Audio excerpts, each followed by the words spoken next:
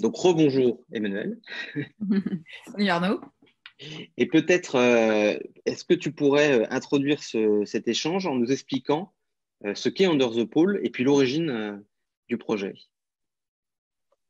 Under the Pole, c'est né il y a 12 ans déjà. Après que mon mari Guilain il ait fait les premières plongées au pôle Nord dans le cadre d'une expédition de Jean-Louis Etienne et il en soit revenu avec des images qui étaient exceptionnelles, qu'on n'avait jamais vraiment vues et qu'on se soit dit qu'il y avait un monde à découvrir et qu'il fallait être passionné de plongée et de régions polaires pour aller chercher ces images-là et plonger dans ces conditions-là et que si on ne le faisait pas, personne ne le ferait à notre place. Et donc, on s'est lancé dans ce défi de monter une première expédition au pôle Nord géographique en 2010. On a réussi, on est revenu et ça avait tellement bien marché qu'on a eu envie de continuer. Et voilà, entre-temps, notre premier fils est arrivé. On a voulu partir pour des expéditions plus longues, avec un bateau, avec des équipes plus grosses. Et voilà. Et aujourd'hui, on en est à la 3e expédition Under the Pole qui se termine. Et on a évolué en fait notre vie de famille, notre équipe, notre vie professionnelle, tout a grandi et évolué avec Under the Pole. Mais l'idée, elle est restée la même, c'est l'exploration sous-marine de régions reculées, de régions difficilement accessibles, que ce soit en profondeur ou en zone géographique, donc les milieux polaires, les milieux profonds. Et ça, au service de la science, au service de la sensibilisation, de l'éducation et in fine de la préservation de l'environnement. Et toi, ton parcours plus perso, est-ce que qu'est-ce que tu as fait avant d'embarquer dans toute cette histoire? Alors moi, mon parcours perso, c'est je suis née à Paris, j'ai grandi à Troyes en Champagne. Et aussi loin que je me souvienne, j'étais amoureuse de la mer et des océans, donc je cherchais à en partir.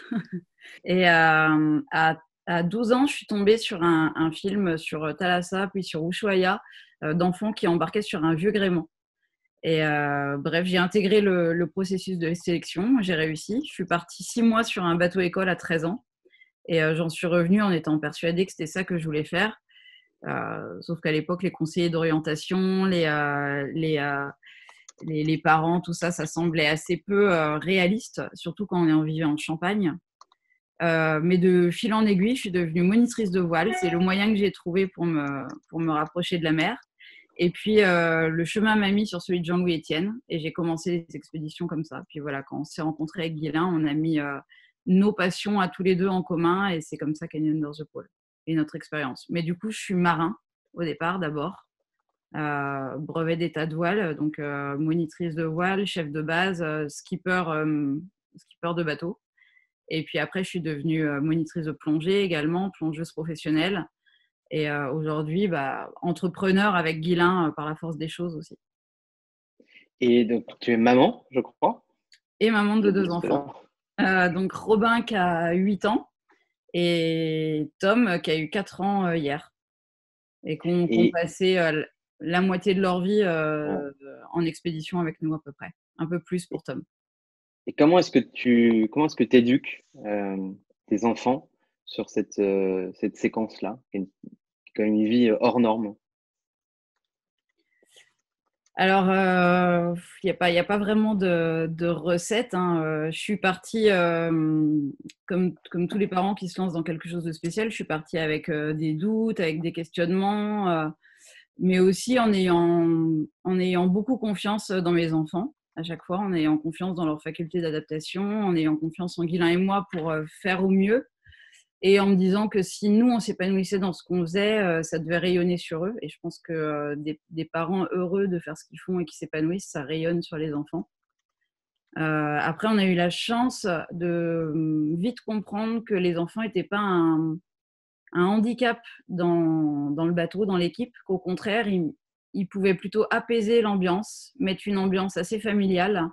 Alors évidemment, parfois il y a des cris, parfois il y a voilà, mais il y a une vie et il y a un cocon et une ambiance familiale liée au fait qu'on soit en famille qui fait que finalement, Under the Pole, à bord, c'est une assez grande famille aussi. Et, vous êtes combien à peu près, juste pour nous donner on est 12 en général à bord du bateau. Okay. Ouais. 12 plus les 2 enfants. Ouais, voilà. On est à peu près 12 avec les 2 enfants en plus, parfois le chien. Et puis parfois, lors des tournages, ça peut monter à 15, 16. Et puis parfois un peu moins. Voilà. Et comment vous faites donc on va dire une semaine quotidienne?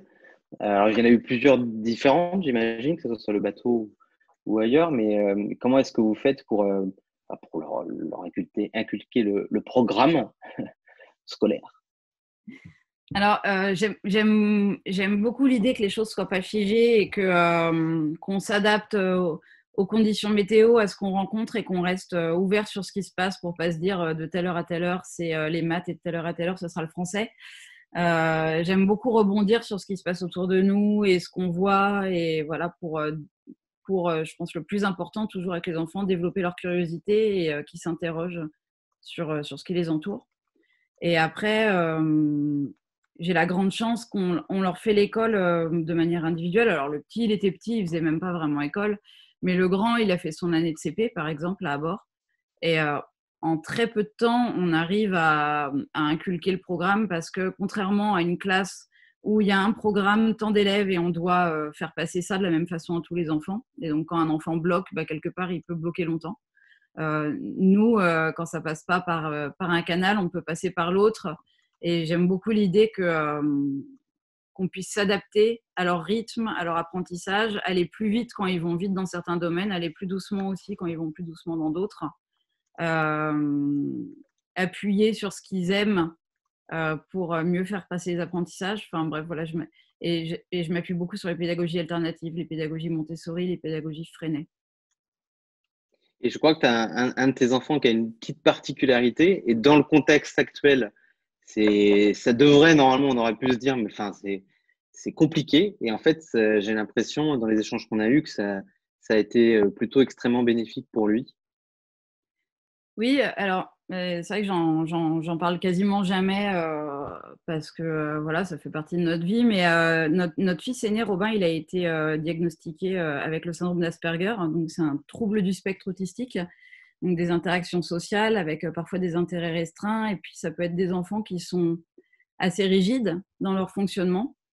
Et en fait, au départ, quand on a compris ça, je me suis interrogée sur le bénéfice de vivre en expédition, qui est par définition un monde où il faut tout le temps s'adapter, où justement rien n'est figé, on est tout le temps en mouvement. Et finalement, je me suis aussi aperçue que ça en faisait un enfant, pour un enfant avec un trouble autistique, très très flexible et très adaptable. Et que je vois quand on est en expédition, moi, progresser énormément à vue d'œil. Je suis très, très fière de lui et de la manière dont il s'adapte à toute épreuve. Et puis, j'apprends beaucoup à son contact parce que voilà, c'est très chouette de voir qu'avec des cerveaux différents, on voit le monde différemment et j'aime beaucoup la façon parfois dont il voit certaines choses que moi, ne me viendraient pas à l'esprit. Et c'est plus globalement, en fait, le fait d'ouvrir ces expériences-là et qui sont des expériences absolument dingues pour les enfants. Comment est-ce que tu vois, toi, le jour où ça va s'arrêter, ce type d'expédition? Peut-être que ça s'arrêtera jamais, je ne sais pas, mais comment les remettre dans le circuit? Est-ce que vous avez anticipé le fait de les remettre dans le circuit classique? Ouais. Moi, j'ai toujours eu à cœur, dès que je peux, de les rescolariser. Donc Tom, il est actuellement scolarisé normalement. Il vient d'avoir 4 ans. Il est en petite section de maternelle en France, à Concarneau, là où on est rentré. Et puis Robin, lui, je l'ai mis dans une école qui s'appelle l'école de la Clé des Champs, qui est une école éco-citoyenne qui utilise les pédagogies alternatives, où on parle beaucoup de bienveillance, où les enfants trouvent des solutions à leurs problèmes en discutant. Où ils appliquent, je trouve, beaucoup de choses qu'on devrait s'appliquer à nous-mêmes, où ils sont beaucoup dehors. Et je pense que c'est très important parce que moi, j'ai bien vu aussi que des enfants qui se dépensent, des enfants qui sont dehors, c'est des enfants qui sont plus réceptifs après aux apprentissages. Donc voilà, donc en tout cas, dès que je peux, j'essaye de les remettre dans la vraie vie et dans un monde normal. Et puis peut-être qu'un jour ça s'arrêtera, mais j'espère qu'ils se seront imprégnés de tout ça. Et puis qu'ils auront compris qu'on peut réaliser ses rêves. Voilà. Moi, quand Robin il avait 4 ans, je lui ai dit je t'emmènerai, si tu veux, voir les baleines à bosse. Et il y a 2 ans, on a pu réaliser ce rêve-là tous les deux plusieurs fois. On s'est retrouvés tous les deux avec, face à face avec une baleine et son petit.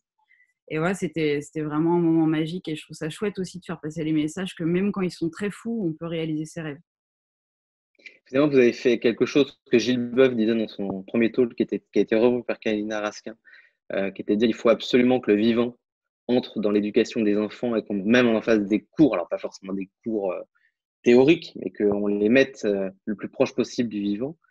C'est un peu ce que vous avez fait. Est-ce que c'est ta recommandation de maman vis-à-vis des autres mamans?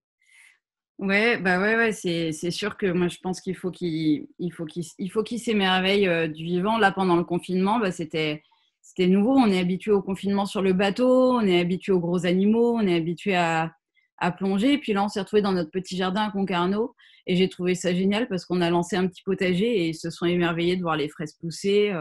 Hier, Robin, il était ému parce qu'il a trouvé un papillon. Il l'avait sur la main, il était ému, mais presque autant que de voir une baleine. Et oui, oui, s'émerveiller du vivant, s'émerveiller devant la nature, je pense que c'est le plus beau cadeau qu'on peut transmettre à ses enfants. A priori, leur chemin de vie devrait plutôt être dans ce sens-là. Enfin, si vous les savez bien, si vous avez bien, pardon, vous leur avez ouvert pardon, l'imaginaire.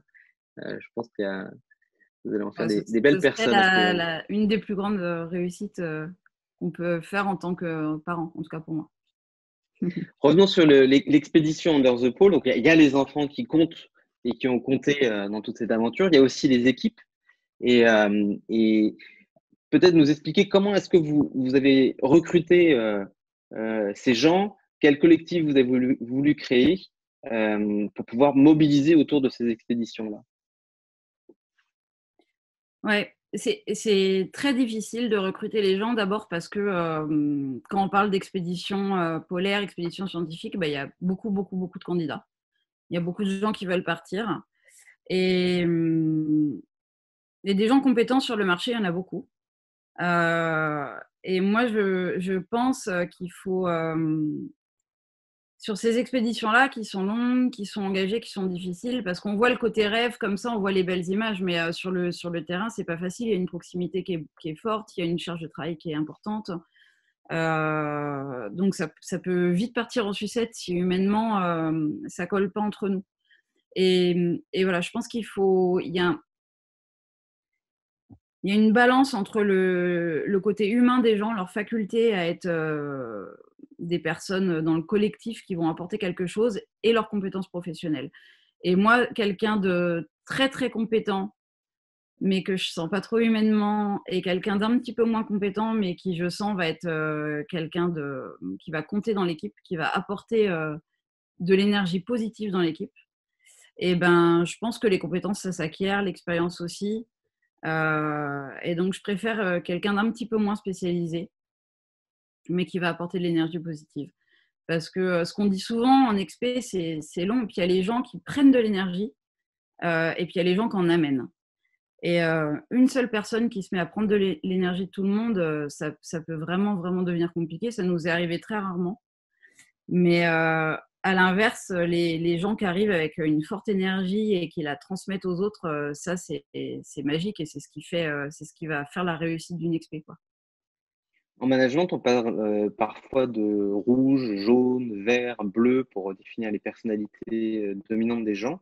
Le rouge étant quelqu'un de très actif. Donc vous avez, est-ce que vous vous entourez plutôt de rouge, de jaune, de vert, de bleu, ou est-ce que c'est un mix d'ensemble et vous acceptez aussi d'avoir des fortes têtes dans ces séquences-là? Il y a un mix. J'ai pas de problème avec les fortes têtes. À partir du moment où c'est des gens qui vont être respectueux, on peut pas avoir que, et je détesterais être entourée de gens effacés. J'aime les gens qui s'affirment, qui vont pouvoir nous tenir tête, nous faire réfléchir. Je pense que c'est important parce qu'à un moment donné aussi, les projets que Guylain et moi on commence, au départ c'est notre projet, et puis si le projet fonctionne, c'est parce que ça devient le projet de tout le monde d'abord, en fait, parce que tout le monde va se mobiliser et mettre son énergie, et ils vont mettre autant d'énergie que nous. Mais pour ça, il faut qu'ils puissent s'approprier le projet. Donc, faut leur laisser de la place aussi. Et ça, c'est quelque chose qu'on a appris parce qu'au début, il faut pouvoir lâcher un peu le bébé, quoi. Et on a beaucoup travaillé seuls, Guylain et moi. Puis petit à petit, on a été de plus en plus entourés d'équipes. Et il a fallu apprendre à les écouter, à se remettre en question, à voir là où nous, on était bons, puis là où on était moins bons. Il y a un vrai travail sur soi aussi et d'apprentissage sur reconnaître ses limites.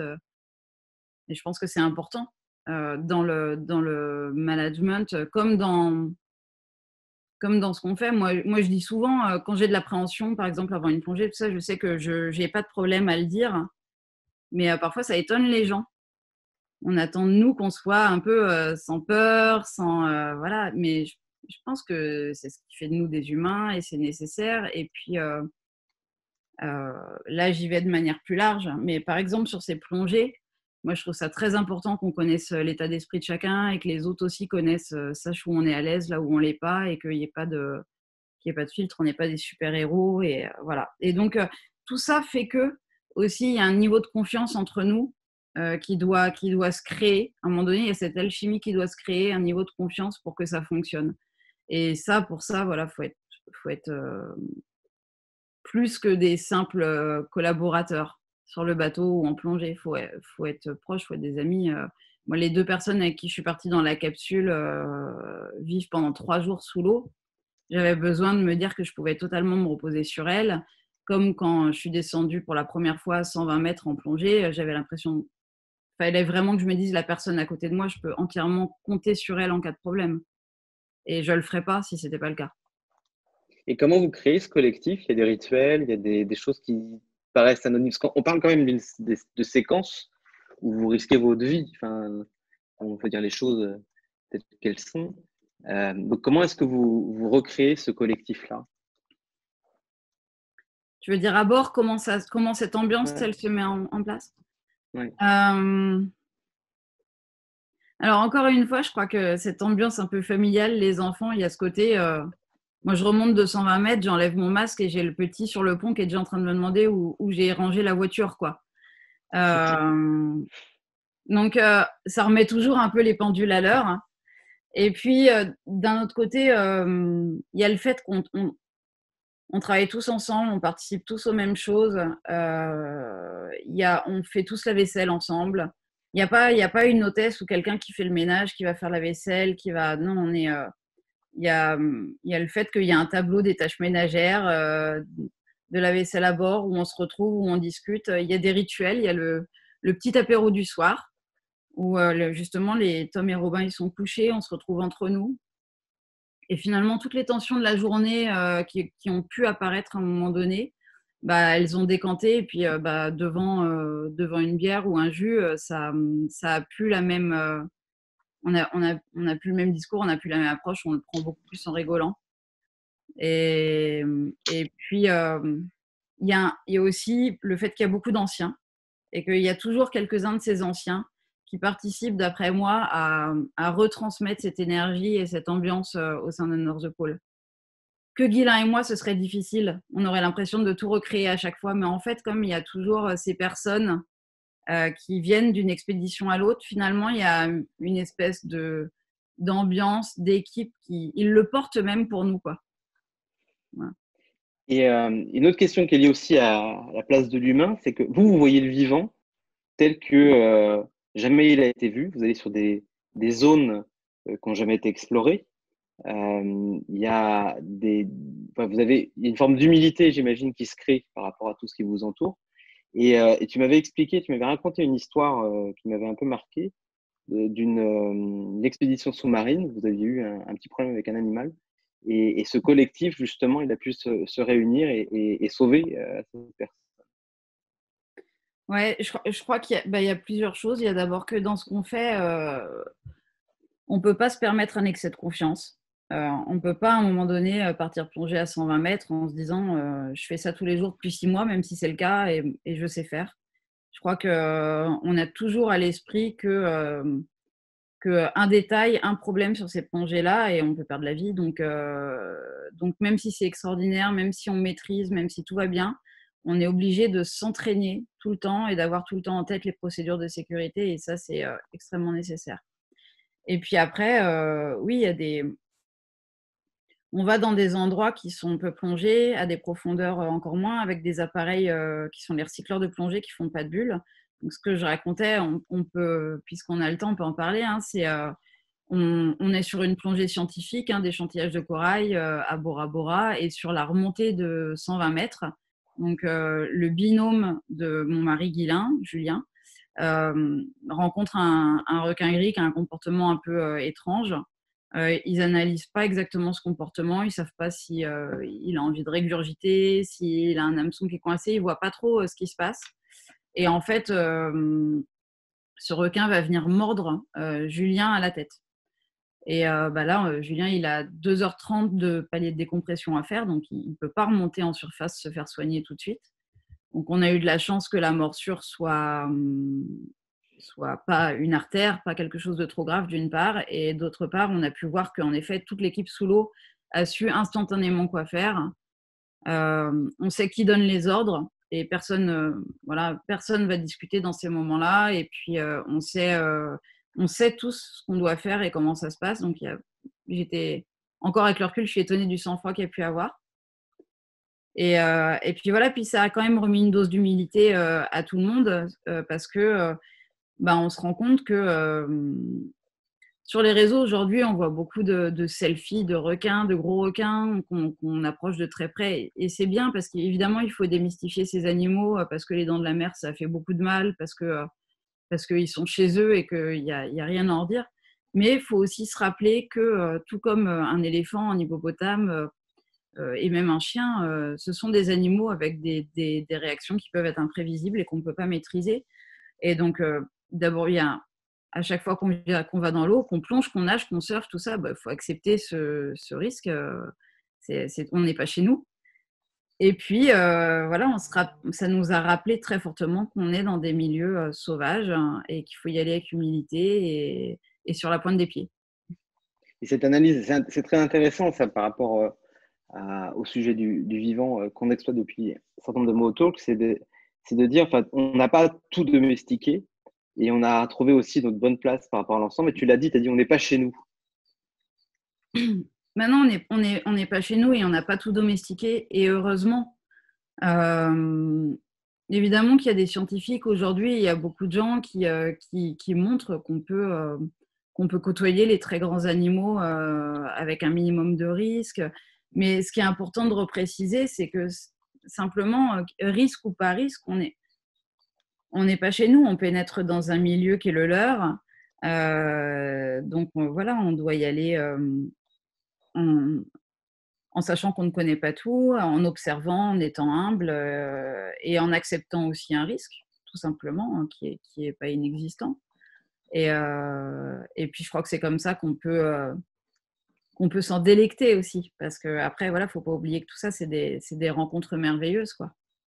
Qu'est-ce que vous voyez pour faire la suite de ça, comment est-ce que vous voyez le monde venir et quel regard vous portez sur l'actualité, sur le monde occidental, sur ce qui est en train d'arriver aujourd'hui? C'est une question pas facile et puis comme je te le disais l'autre fois, notre regard il a beaucoup évolué depuis 12 ans. Au début, on ramenait des belles images, on ramenait un témoignage, on avait conscience évidemment du réchauffement climatique. Pour moi, c'est devenu une réalité vraiment brûlante quand on a été au Groenland et qu'on a laissé le bateau se faire prendre dans les glaces à côté d'un petit village groenlandais et qu'on a recueilli leurs témoignages et qu'on s'est rendu compte que eux, déjà aujourd'hui, leur vie était bouleversée complètement. Donc, si nous, ça nous semblait un peu dans nos villes, un peu éloigné encore, pour eux, c'était déjà quelque chose qui était là, qui était palpable. Et cette année, en plongeant sur les coraux pendant 1 an, je me suis rendu compte que c'était à très court terme que les coraux étaient menacés. Là, le rapport du GIEC dit qu'en 2050, les récifs coralliens pourraient être décimés. Ils abritent 25% de la biodiversité sous-marine, donc c'est monstrueux, c'est énorme. Alors, on va dire que c'est parfois difficile d'être un peu d'être optimiste. Après, je lisais Aurélien Barraud, là, pas plus tard que hier, qui disait bah, est-ce qu'il faut laisser tomber? Est-ce que c'est trop tard? Évidemment que non. Si la question c'est on baisse les bras et on continue comme ça et on continue de détruire ce qui existe, non. Il faut bien constater et être réaliste sur ce qui a déjà disparu, parce que c'est le cas. Mais plus que jamais, il faut évidemment prendre ses responsabilités et se battre pour préserver ce qui peut encore l'être. Comment est-ce que vous avez côtoyé les peuplades, les peuples plutôt, essentiellement du Nord? Qu'est-ce qu'ils vous apprennent sur ce rapport aux autres et ce rapport au vivant?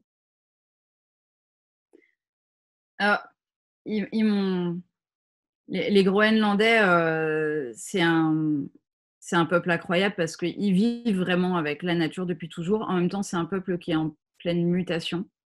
Ils sont vraiment entre la modernité et encore les traditions, c'est-à-dire qu'ils peuvent passer de leur tenue en ours et en phoque à aller surfer sur Facebook pour discuter avec leur famille qui est dans le village d'à côté.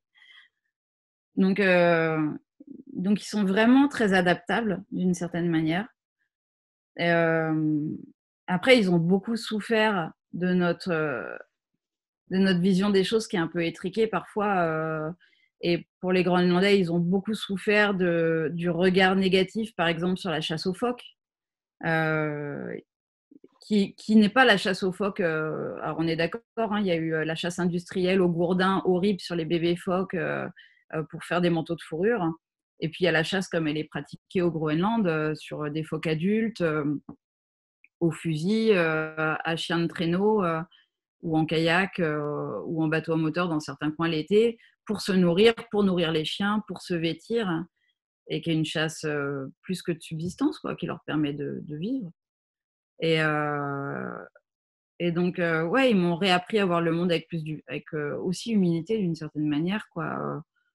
Et, et puis, ouais, je me souviens que l'hiver, ils s'étonnaient de nous voir vouloir continuer à vivre comme si on était à une saison normale. La nuit polaire était là, et puis nous, on continuait à vouloir monter des films, à vouloir plonger, à vouloir naviguer, tout ça. Et puis un jour, moi, je me souviens qu'il y avait un copain groenlandais là, du village qui est venu me voir en me disant c'est l'hiver, c'est la nuit polaire. Vous ne pouvez pas vivre comme ça ici. Vous devez ralentir. Là, on est la nuit, il faut ralentir. Il faut boire plus de thé, de café, discuter entre vous, lire. Mais tout ce que vous faites d'habitude, vous ne pouvez pas le faire au même rythme. Ça, ce sera pour l'été. Quand il y aura le jour permanent, là, on pourra beaucoup plus vivre activement. Et voilà, eux, ils ont appris à vivre avec la météo, avec les saisons, avec la glace, à s'adapter à tout ça et puis à se résigner aussi. Voilà, quand c'est pas possible, c'est pas possible. Ils ont beaucoup de mots au Groenland pour dire ça, pour parler de la météo, pour parler du temps qui passe. Et c'est vrai que nous, on a tendance à vouloir faire ce qu'on veut faire, quel que soit le temps, quel que soit la météo, voilà. Et eux, ils s'adaptent. Ils ont appris à toujours s'adapter. C'est un peuple qui a survécu grâce à ça, quoi. Et je trouve que le confinement m'a rappelé ça un peu.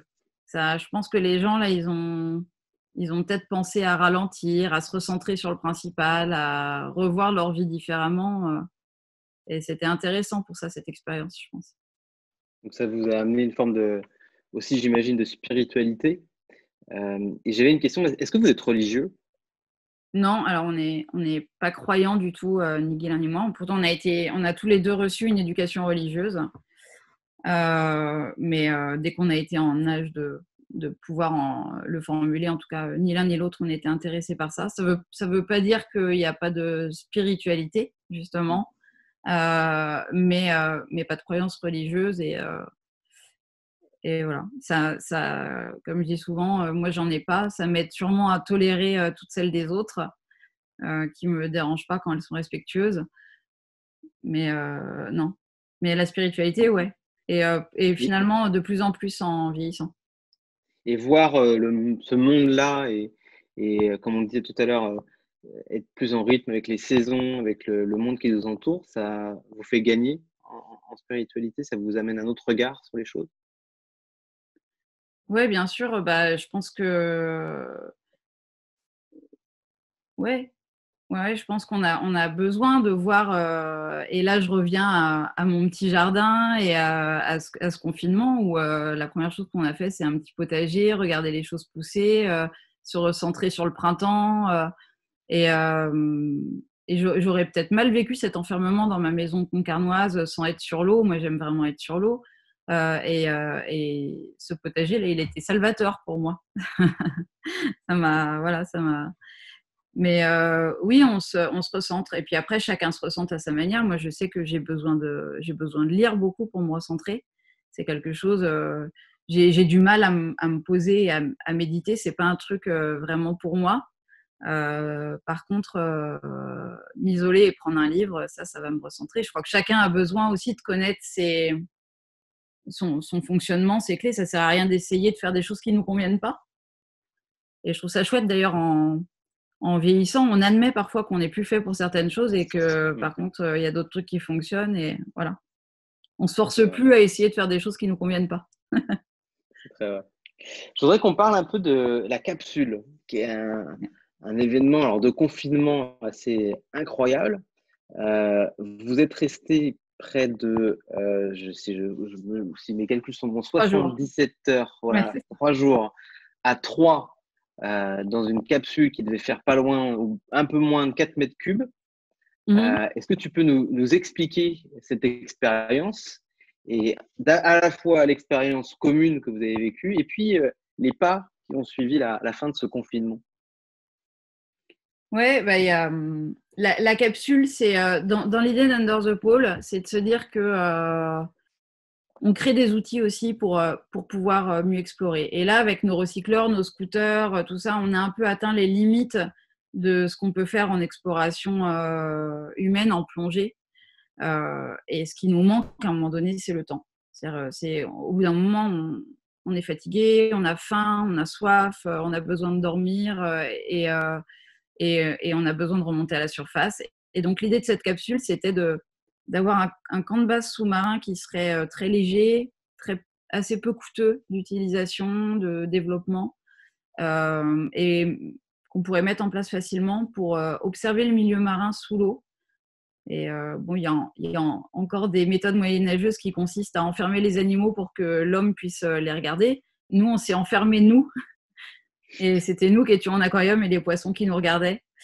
Mais on est un peu devenus, poissons au milieu des poissons et derrière ce grand dôme où on voyait à 360, voilà, on a pu observer la faune marine en se faisant discret et puis, sortir à volonté, appliquer des programmes scientifiques, des protocoles. Voilà, donc c'était une première. C'était la première fois qu'on testait la capsule, donc on est allé, un peu d'inconnu en inconnu, mais ça a très bien fonctionné et il y a plus d'une dizaine de plongeurs qui se sont relayés, et qui ont fait des séjours comme ça de 3 jours sous la mer, un peu Toi, comme, tu ouais. avais choisi d'y aller avec ton mari ou pas? Bah, non parce que moi c'était, en l'occurrence, c'était la première fois que je laissais le plus jeune, là, Tom, qui avait toujours vécu sur le bateau avec moi et on s'est relayés pour garder les enfants. Donc j'ai même pas pu y aller avec lui. Mais Ça a peut-être été un peu particulier pour les enfants de voir les deux ouais, alors parents il y partir. avait il y avait ça aussi, c'est que j'avais un peu peur, de leur réaction, de se dire que leurs 2 parents vivaient sous l'eau. Il y avait un retour caméra, la capsule était en permanence surveillée par le camp de base à terre. Donc on peut nous voir dans la capsule, on peut nous entendre, sauf qu'on a des voix complètement déformées, des voix de canard, parce qu'on respire plus de 80 d'hélium, donc c'est un peu spécial. Donc c'est vrai que j'avais aussi un peu peur de la réaction des enfants et de l'angoisse que ça aurait pu leur faire en nous voyant tous les 2 là-dessous. En fait, je crois que, très franchement, nos enfants, ils s'étonnent de plus grand chose. Ils étaient pas très traumatisés, mais heu, mais c'était chouette. Je suis allée avec 2 personnes, moi, qui comptent beaucoup pour moi et en qui j'ai vraiment confiance. Bah, Victor, donc qui est présent là, qui est notre cadreur depuis toujours et qui a embarqué sur toutes nos expéditions. et Julien, donc, qui est un des meilleurs plongeurs de notre équipe et en qui j'ai pareil toute confiance. Donc c'était très chouette et il faut vraiment bien se connaître parce que voilà, c'est très très exigu. Donc il y a vraiment pas d'intimité et vraiment pas de Faut avoir voilà, de l'humour, j'imagine. il faut avoir pas mal d'humour et on a beaucoup beaucoup rigolé. On a beaucoup tourné en dérision, je pense, toutes les situations qui pouvaient nous paraître un peu gênantes. Et, euh, et c'est un très bon souvenir. Je pense que eux, comme moi, je dis souvent que c'est des moments qui nous appartiennent parce que pour moi, c'était vraiment une bulle de 3 jours en dehors du temps. C'est la seule fois de ma vie où j'ai eu l'impression de vivre un peu comme dans un rêve éveillé, quoi. Encore une fois, je fais pas de méditation, mais peut-être que ça ressemble à ça. C'était vraiment 3 jours à part dans ma vie, quoi. Très pratico-pratique. Comment vous faisiez pour on va dire, les éléments sanitaires? Alors, ça intrigue tout le monde, en effet. Alors, en fait, par là où on rentre et où on sort dans la capsule, donc le trou d'eau par lequel on rentre et on sort au sec ou au dehors en plongée, qui s'appelle le moon pool, il y a toujours un petit courant en surface. Donc là, on urinait en fait là-dedans. Donc c'est un peu compliqué et pas facile parce que voilà, on est très serré. Et après, pour le reste, c'est en plongée. C'est-à-dire qu'on on sort en maillot de bain sous la capsule avec un grand détendeur et on fait ce qu'on a à faire en essayant de ne pas se faire surprendre par une palanquée de plongeurs qui serait dans le coin. Et vous arriviez à dormir? Alors, on arrivait à dormir avec plus ou moins, je pense, d'angoisse pour certains.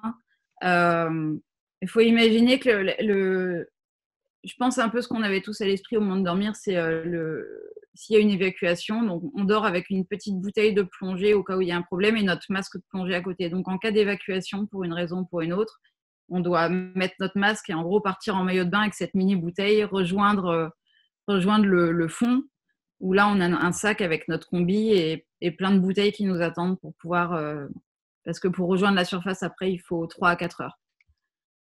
Et donc, il faut réussir un peu à s'endormir sans penser à tout ça.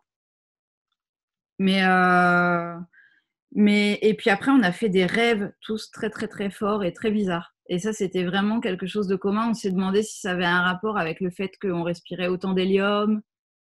Voilà, c'est assez intriguant. Mais on a tous fait des rêves très bizarres et très forts, très envahissants.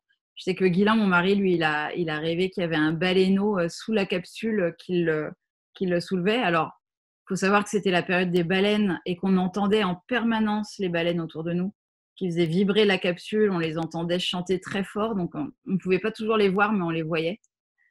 Donc, sûrement aussi pour ça.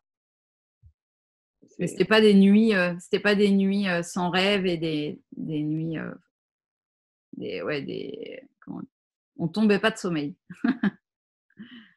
Comment ça s'est passé les jours d'après, les jours qui ont suivi ce confinement? Moi, j'ai eu vraiment l'impression de flotter un peu pendant 2 jours. Ouais, ça m'a pris 2 bonnes journées, je pense, pour revenir un petit peu à la vie terrestre, à la vie réelle. J'avais vraiment l'impression, ouais, d'être entre deux mondes encore et de flotter. Ça m'a beaucoup rappelé le regard des gens qui sortaient de la capsule un petit peu, le regard des nouveau-nés quand ils sortent du ventre de leur mère, où ils sont encore dans le ventre, mais ils sont déjà là et ils ont un peu ce regard entre deux mondes, quoi. Et ça m'a rappelé un petit peu ça, cette sortie de l'eau, cette sortie de 3 jours sous l'eau de la capsule où on est dans ce bleu, on n'a plus les couleurs, et puis les sons sont différents, tout le rythme, voilà. Et ouais, pendant 2 jours, moi, j'étais encore un peu sous l'eau. C'est assez similaire à ce auraient vécu des astronautes. Oui, d'ailleurs, d'un point de vue de nos rythmes cardiaques, certains tendances à faire des baisses de tension, d'évanouissement, ça ressemble en effet à ce que vivent certains astronautes au retour sur Terre, je crois. J'ai une question de Catherine qui dit: peut-on faire des analogies psychologiques, par exemple, entre un confinement en capsule et sa sortie et le déconfinement que l'on vit? Bah, alors, c'est toujours, difficile de parler pour tout le monde parce que je pense que ces expériences, elles sont propres à chacun. On les vit tous différemment, mais oui, certainement parce que, on voit bien que là, chez beaucoup de personnes, il y a presque une nostalgie, il y a une difficulté à se remettre en route avec ce confinement, qui a fait angoisser pas mal de monde au départ et finalement, on se rend compte qu'il y a beaucoup de gens qui l'ont apprécié, ce confinement qui a été une parenthèse, pour, justement se recentrer, sur, sur eux, quoi. Et oui, oui, ce déconfinement après la capsule, bah, c'était un peu ça. Il y a encore un peu on y est encore un peu, mais en même temps, il faut revenir, il faut être présent, dans le monde, quoi. Donc oui, oui, je pense qu'il y a un rapport et là, c'est ça, les gens, ils sont encore un peu, je pense, dans leur rythme de confiné, dans leur nouvelle vie qu'ils ont fait de confiné, puis en même temps, ils doivent reprendre la vie normale, quoi. C'est pas simple. Et comment est-ce que vous vous êtes, alors c'est pas réadapté, mais si c'est une forme de réadaptation au quotidien, aux règles quotidiennes, juste après cette séquence de confinement? Est-ce que vous avez recréé des rituels? Est-ce que y a des choses qui vous ont manqué? Est-ce que c'est une espèce de, comme tu l'as dit, une espèce de deuxième monde avant de rentrer dans le quotidien? Non, après, je pense que bah, ça reste 3 jours et puis, enfin, moi, personnellement, enfin, en fait, c'est ce que tous les mamans et les papas vont dire, hein. C'est exactement ce que je disais tout à l'heure où on remonte de 120 mètres et puis le petit demande d'aller où la voiture. Voilà, c'est pareil, hein, je sors de la capsule, il y a le monde nous rattrape, en fait. Mmh. Alors ça crée un peu de nostalgie. Il y avait une blague d'ailleurs chez les parents qui disaient, parce qu'on avait des jeunes papas aussi, dans l'eau et qui disaient: «Je vais enfin pouvoir me reposer, je pars dans la capsule pendant 3 jours». Heu, mais c'est ça, après là, il y a le monde, il nous rattrape tellement vite et je pense que c'est pareil pour le déconfinement, c'est pareil pour les retours d'expé ou quand on revient à terre. C'est-à-dire que quoi qu'on fasse, on est souvent tellement vite rattrapé par le monde et puis on voit à quel point on se réadapte vite aussi en fait. Mais non, il subsiste un petit peu voilà, je pense ces impressions, ce rêve, ces sensations et je pense qu'il faut pas les voir comme nostalgiques. Faut au contraire, faut, y voir le positif et puis, c'est des sensations auxquelles on peut faire appel, qu'on peut recréer quand on en a besoin, quoi. Qu'est-ce qui va se passer, dans les prochains mois pour Under the Pole? C'est quoi les prochains chapitres? Alors on est toujours sur Under the Pole 3, donc qui est un tour du monde, par les régions polaires. Donc on est parti d'Arctique par le passage du Nord-Ouest en 2017. On vient de passer 2 ans en Polynésie, où on a travaillé donc beaucoup sur les coraux profonds, sur le récif corallien, avec la capsule entre autres. Et là, à la fin de l'année, normalement, on rejoint l'Antarctique pour 3 mois. Toujours de travail sur cette zone, profonde, toujours sur la connectivité des espèces, entre les régions profondes et les régions moins profondes, les zones moins profondes et un travail sur un ver marin aussi et sa résistance au changement climatique. Donc ça, c'est le plan. Après, on voit bien qu'on vit dans un monde qui est pas très stable, qui est assez instable et puis, donc, bah, on organise tout comme d'habitude, hein, pour partir, toute la logistique, en sachant aussi quelque part que, tout ça, ça peut être, remis en question, que ça peut être annulé. C'est pas c'est pas facile à vivre parce que les expéditions, c'est déjà beaucoup d'incertitudes, hein, parce qu'on vit du sponsoring, on vit des financements, on vit de tout ça, donc on a des choses à rendre, on a des devoirs à rendre et ce qui est bien normal et là, bah, on espère que tout ça va aboutir, mais il y a un doute et puis, on a toujours tendance, nous, à écrire. On n'est pas sorti d'une expé qu'on écrit déjà celle d'après, donc nous, on écrit déjà Under the Pole 4. Mais voilà, on s'inquiète évidemment de à quoi ça va ressembler. En même temps, je pense que plus que jamais, il faut mettre des moyens et de l'énergie dans l'exploration scientifique. Je pense que c'est porteur d'espoir, c'est porteur d'avenir. On a besoin de mieux connaître les océans, qui sont mal connus et qui ont besoin d'être protégés. Donc j'espère qu'on va trouver des gens pour nous accompagner et nous suivre dans ces missions-là sur le long terme. Il y a Sabine qui pose une question qui illustre aussi ce que vous pouvez réaliser. C'est est-ce qu'on peut connaître le nom de ce ver marin un peu spécial? Alors, je t'avoue que j'ai pas le nom scientifique, peut-être pas si loin que ça, cela dit. C'est du direct, les amis. C'est le ver marin. Alors, moi, ils m'ont dit que c'est un ver marin annélide. Ce que je sais que c'est un ver assez commun, qu'ils n'ont pas eu l'occasion, je crois, encore de travailler dessus beaucoup en péninsule antarctique. Et que ce qui est intéressant, c'est qu'il réagit fortement au changement de température. La péninsule antarctique, il faut savoir que c'est l'endroit en Antarctique qui subit le plus les effets du réchauffement. Et donc, l'idée, c'est d'aller chercher ces vers, de voir si on le trouve en profondeur, moins profond, et ensuite de le ramener dans un aquarium en modifiant la température, de voir comment il va s'adapter à ces changements. Voilà. Donc, c'est un peu des marqueurs du changement climatique aussi. Une autre question d'un spectateur, après je passerai à la question de Juliette qui est plus personnelle. Est-ce que la pollution plastique se constate dans les profondeurs? Alors oui, on a déjà vu de la pollution plastique dans les profondeurs. D'ailleurs, que ce soit au Groenland ou que ce soit n'importe où, on retrouve des déchets plastiques jusqu'à profond, mais quand même beaucoup moins. Et malgré tout, en Polynésie, à 120 mètres, c'est quand même très beau, très vierge, assez propre.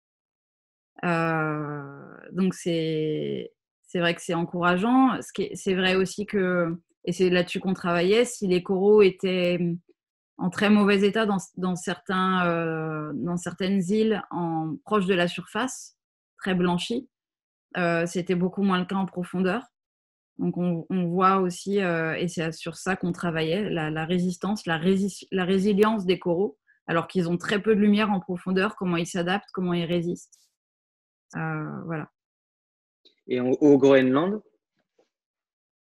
Au Groenland, ouais, beaucoup lié à l'activité. Faut imaginer qu'il y a pas de traitement des déchets aujourd'hui au Groenland. C'est un gros problème.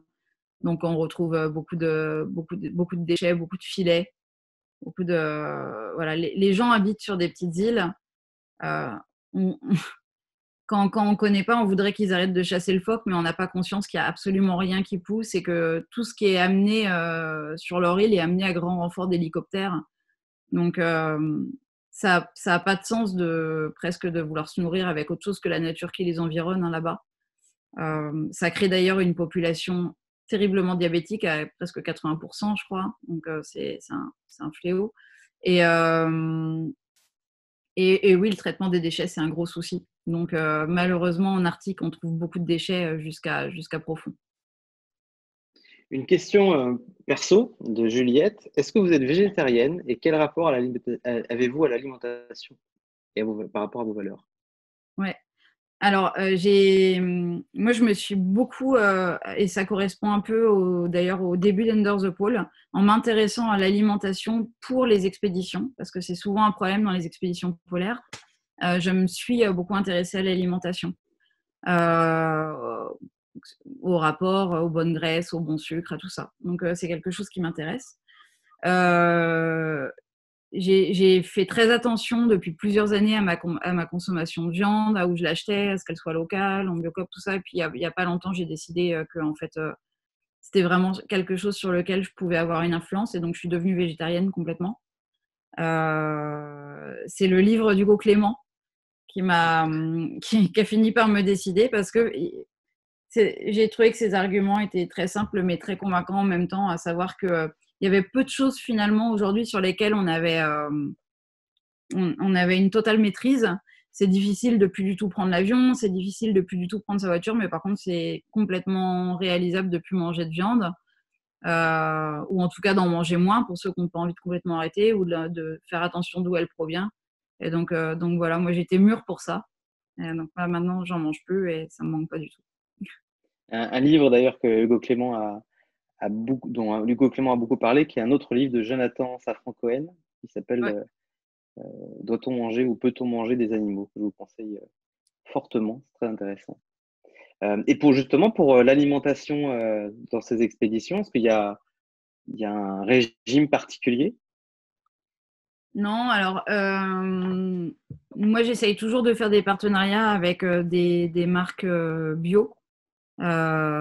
pour qu'on ait au maximum des légumineuses, des céréales complètes, pour que justement, parce que parfois c'est compliqué de se fournir en frais ou en viande justement dans certains endroits. Donc il faut pouvoir réfléchir à alimentation végétarienne sans qu'il y ait de carence. Donc c'est intéressant dans tous les cas d'avoir cette réflexion. Et après, ça fait quelques années que c'est le médecin à bord qui est le cuisinier. Et j'ai trouvé ça intéressant plus d'un titre. Notre problème, c'était que prendre un médecin à bord qui soit que médecin, on espérait quand même qu'il n'ait pas du travail tous les jours. Donc, on a essayé de prendre des médecins plongeurs. Et puis, à la fin, c'est la médecin qu'on a eue sur la fin du Groenland qui m'a dit, mais elle s'ennuyait, quoi. Et elle aimait faire la cuisine. Et je lui ai dit, bah, est-ce que tu veux prendre le poste de cuisinière qui se libérait à bord d'intendante? Et elle l'a fait hyper bien, et justement avec la réflexion aussi d'un médecin, de bien s'alimenter, de bien avoir que tout le monde ait les bonnes vitamines, qu'il n'y ait pas de manque et tout ça.